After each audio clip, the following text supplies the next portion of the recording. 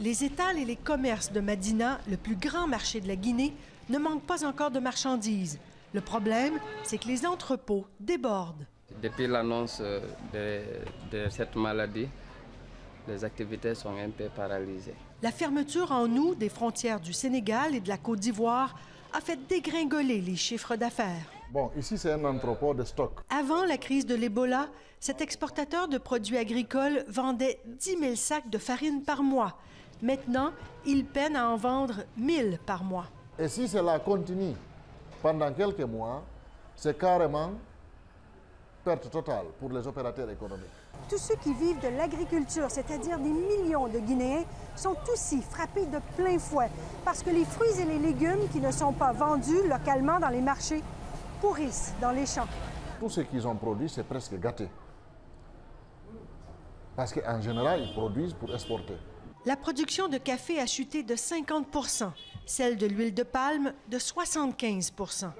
Dans les hôtels, le taux d'occupation est passé de 80 à moins de 40 %. Beaucoup d'entreprises sur la place souffrent beaucoup parce qu'il n'y a pas d'échange. Un pays ne peut pas vivre sans échange. Fatmé Chaloub dirige une agence de voyage qui embauche une dizaine de personnes.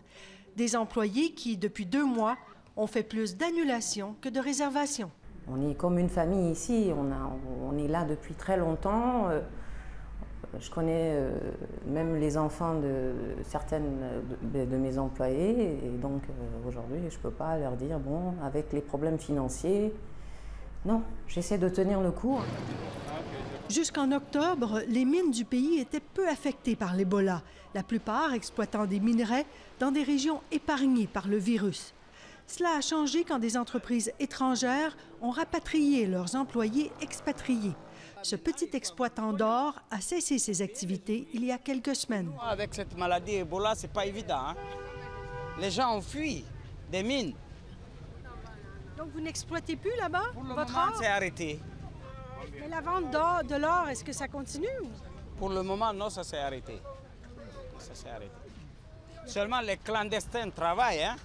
Il y a un impact relativement assez important sur les activités. Rio Tinto est une des plus importantes minières en Guinée. En octobre, elle a incité ses employés non guinéens à partir en disant que les assurances et les gouvernements ne pouvaient assurer leur évacuation médicale.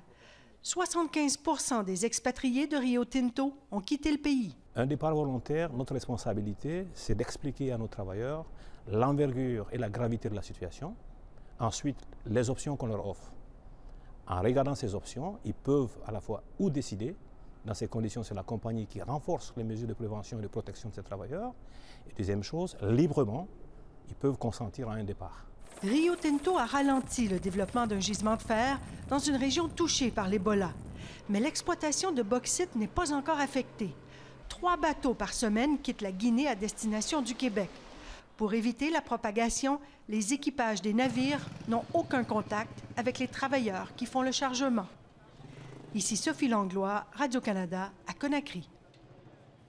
Maintenant, vous savez, les pays touchés par l'Ebola sont parmi les plus pauvres du monde. Voyons quelques chiffres à l'appui. En Guinée, dont Sophie vient de nous parler, le PIB par habitant dépasse à peine les 500 $ par année. C'est encore pire au Libéria et à peine mieux en Sierra Leone. Par comparaison, la moyenne mondiale est d'environ 10 500 $ par personne. Et au Canada, il frôle les 52 000 $. C'est environ 100 fois plus, donc, que les pays affectés.